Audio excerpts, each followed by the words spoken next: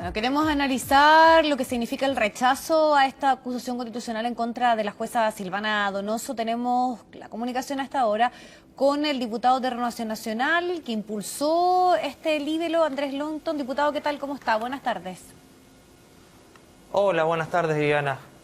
Diputado, hoy cuando se da a conocer y se produce la votación y finalmente se rechaza esta acusación, usted habla de presiones salvajes, para ser más preciso. ¿A qué corresponde esta denuncia, este emplazamiento que usted hace, que fue lo que finalmente determinó que se rechazara esta acusación constitucional en contra de la jueza? A ver, Viviana, yo creo que pueden haber muchas razones por las cuales se puede haber rechazado la acusación. Pero hay una que no cabe duda, que tuvo también involucrada, que son las presiones que pueden haber habido sobre senadores y también diputados por parte de cercanos, de grupos de interés, etcétera, para que rechazaran esta acusación y lamentablemente, más que nada por motivos políticos o de otra índole, de cercanía, etcétera, que finalmente por los hechos, por la fuerza de los hechos, que nosotros creíamos con justa razón de que se configuraban notable abandono de deberes debido a la negligencia inexcusable que cometió esta comisión encabezada por la ministra Donoso y que permitió que se dejaran en libertad asesinos, violadores y delincuentes peligrosos el año 2016, sin hacer un previo análisis de los antecedentes que era necesario tener a la vista, por lo menos antes de tomar una decisión tan importante como esa. Obviamente que esto te lo comentan, pero la verdad es que yo no soy quien para decir quién tomó una decisión así por esta u otra razón. Creo que sería muy aventurado decirlo. Ya, entonces usted lo instruye. Pero hoy día habló de presiones. ¿Tiene pruebas para decir de que efectivamente hay presiones salvajes que estuvieron detrás? Porque creo que daría un punto también a no lanzar tal vez, podríamos decir, frases o denuncias de esta índole si es que efectivamente no hay pruebas concretas para poder respaldar esto, ¿no? O sea, son comentarios, cosas que me dijeron, mensajes, llamados telefónicos, que yo no voy a decir quién, pero claramente en este Congreso todos sabemos que se ejerció una presión importante sobre parlamentarios para que rechazaran esta acusación. Yo no soy quien para decir quién recibió la presión, pero es algo que es de conocimiento de los parlamentarios y incluso el diputado Iván Flores lo dijo acá en la Cámara de Diputados. Y también otros diputados y senadores también recibieron llamados, mensajes, etcétera, de grupos cercanos, etcétera, de personas que se relacionan en el mundo de la ministra Donoso, que tenían mucho interés de que esta acusación no prosperara. Y cuando usted dice que efectivamente esto era algo, podríamos decir, a modo trascendido, pero ¿quiénes hicieron esas presiones y con qué finalidad? Porque también podríamos decir que nuevamente hay un cuestionamiento a toda la institucionalidad, a lo que significa la acusación constitucional, si es que no es bien preciso en responder a una ciudadanía que está todo el día habituado a decir de que no hubo presiones, esto se vio de otra forma y no se analizó efectivamente el hecho mismo. Entonces, por eso es importante tal vez cuando se lanzan y se dicen estas declaraciones tener un respaldo detrás. Sí, Viviana, lo que pasa es que yo no quiero tirar al frente a parlamentarios, que yo creo que es responsabilidad de ellos señalar con precisión si es que ello fue así. Yo le digo los comentarios que escuché, muchas personas que se me acercaron y me lo dijeron, y es así, es decir, tú estás tratando de remover a una ministra de una Corte de Apelaciones, estás removiendo el sistema, el Poder Judicial. Y por lo tanto está removiendo un poder del Estado en que lo integra gente que tiene mucho poder o relaciones cercanas que se mueven en un mundo de poder. Por lo tanto, claramente hay mucha gente interesada de que esto no prospere, precisamente por el temor de que esto pueda abrir la puerta para otro tipo de situaciones o quizá obviamente poner en riesgo el cargo de una persona que puede tener muchas conexiones con el poder mismo. Y por lo tanto eso obviamente genera que se genere una red de poder alrededor para que en definitiva haga una presión importante para que esto no prospere.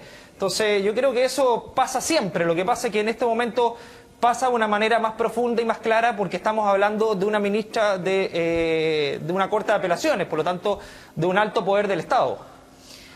El senador Iván Moreira fue un poco más allá y dijo también en ese punto de prensa en el cual usted habló de estas presiones que a la jueza la salvó la izquierda. ¿Usted concuerda con eso y también por qué se plantea este punto, politizando además también una acusación en la cual podríamos decir varios senadores transversalmente también argumentaban que aquí había carencia de argumentos jurídicos, argumentos técnicos para avanzar en esta acusación? Sí, yo comparto lo que señala el senador Moreira en el sentido de que la acusación en la Cámara de Diputados se aprobó de manera transversal porque no era una acusación que tuviera ribetes políticos de un u otro sector.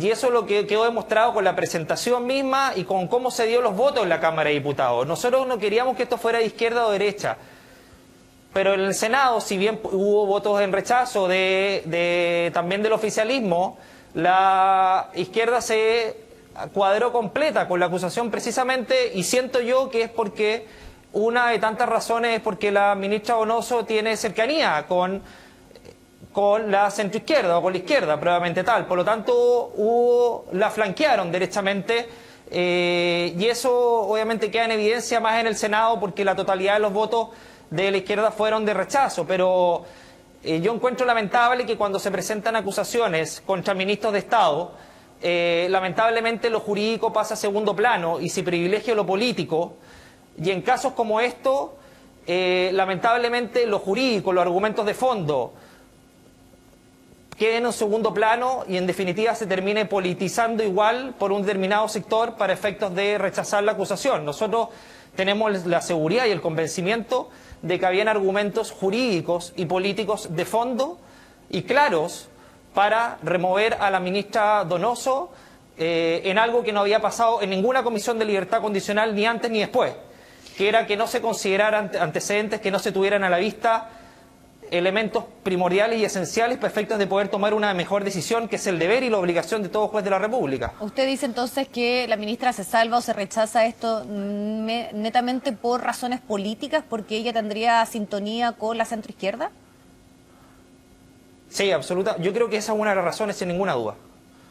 Diputado, pero aquí los argumentos que escuchamos y sobre todo el punto que hizo, por ejemplo, el Poder Judicial, y hoy además también eso lo dice el presidente de la Corte Suprema, Guillermo Silva, es de hablar de una intervención de un poder sobre otro. Y también hemos escuchado a la Asociación de Magistrados planteando que lo que aquí queda en evidencia es que tal vez se necesitan modificaciones al sistema, pero que ella habría fallado sin cometer, podríamos decir, más allá todo el cuestionamiento que sabemos que está de fondo, si es que se escuchó o no y cuánta validez se le dio a los informes de Gendarmería dentro de la normativa que regía en ese momento. Entonces, también hubo, podríamos decir, una discusión que fue ahí ya netamente en lo técnico y lo jurídico y un respaldo de, podríamos decir, el gremio propiamente tal, a la decisión tomada por la jueza en ese momento. Sí, lógico, Viana. Lo que pasa es que el gremio se cuadra lógicamente porque hay una defensa corporativa clara. Tienen que protegerse entre ellos, precisamente porque si esto prospera, el día de mañana ellos creen que pueden también estar en riesgo en relación a las decisiones que están tomando. Pero eso pasa en todas las acusaciones contra jueces de la República. Siempre hay una voz corporativa defendiendo, obviamente, a los jueces, en este caso el Poder Judicial. Eso siempre ha sido así, siempre va a ser así. Pero el tema de fondo es si nosotros podíamos acusar a la ministra Donoso por la decisión que tomó, y sí podíamos porque no era una decisión jurisdiccional. Nosotros no estábamos atacando un fallo judicial. Esta era una decisión administrativa. El cómo se llegó a esa decisión, el cuál fue el procedimiento que se tomó al llegar a esa decisión. Y eso es lo que nosotros estamos atacando y eso no está prohibido en nuestra Constitución. Si no, lamentablemente, la acusación constitucional sería letra muerta, es decir, no podrías presentarle ninguna oportunidad. Y yo creo que en eso estuvieron contestes la mayoría de los senadores en decir que esto era procedente, es decir, que nosotros teníamos facultades para presentar esta acusación constitucional, sin perjuicio de que no compartieran la mayoría de los senadores los elementos de fondo.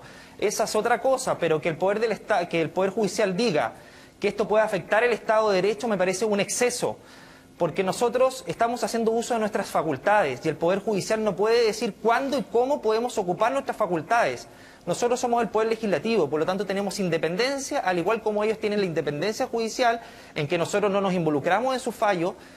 Nosotros también tenemos que tener y tenemos el derecho de utilizar las facultades constitucionales cuando estimamos que corresponden. Y el Poder Judicial no puede decirnos cuándo no y cuándo sí y cómo votar. El Poder Judicial incluso hizo un llamado al Senado cómo votar. Eso es absolutamente improcedente. Y eso obviamente que forma parte de una defensa corporativa que asumió desde un comienzo el Poder Judicial. Diputado, para finalizar, me gustaría preguntarle, porque además, bueno, esta acusación surge por la situación, el caso de Ámbar Cornejo, por la decisión tomada por la jueza Donoso de entregarle un beneficio a una persona imputada por otro hecho, y ahí donde ustedes dicen que efectivamente habría un notable abandono de deberes que termina con la libertad de él y este caso dramático, ¿no? Este hecho tan brutal. Pero ahora, en el día de hoy, hubo un cierto, no giro, pero podríamos decir variación en la hipótesis que teníamos hasta ahora de solamente él ser el único responsable de este hecho, y es la detención de la madre de ella. Entonces, el argumento que sostuvo esta acusación respecto a la responsabilidad de la jueza en este hecho, ¿en qué pie queda? A partir de que por lo menos la fiscal hoy habla de posiblemente un parricidio donde habría una eventual participación de la madre. Sí, Diana, bueno, lo de la madre creo que era algo que muchos sospechaban respecto a si podía haber tenido o no una participación en los hechos. Hoy día obviamente que eso queda, no sé si claro, pero por lo menos hay antecedentes que pueden llevarnos a eso. Pero en ese sentido, la participación de Hugo Bustamante, su presunta responsabilidad, no cambia los hechos por los cuales se cursó la acusación constitucional.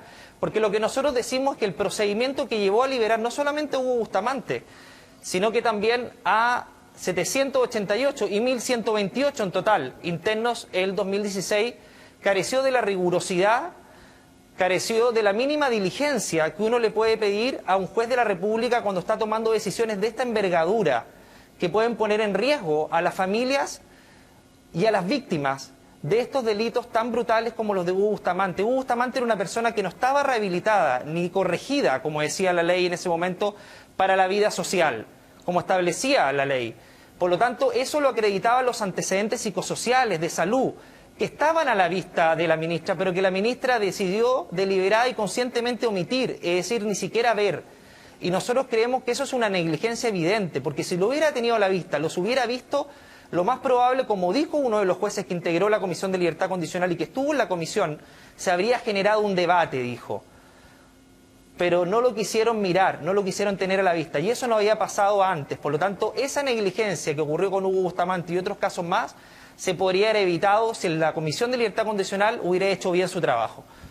Diputado, le agradecemos el tiempo y esta conversación para abordar el tema. Muchas gracias, que esté muy bien, buenas tardes. No, muchas gracias a ti, Viviana. Chao, chao, buenas tardes.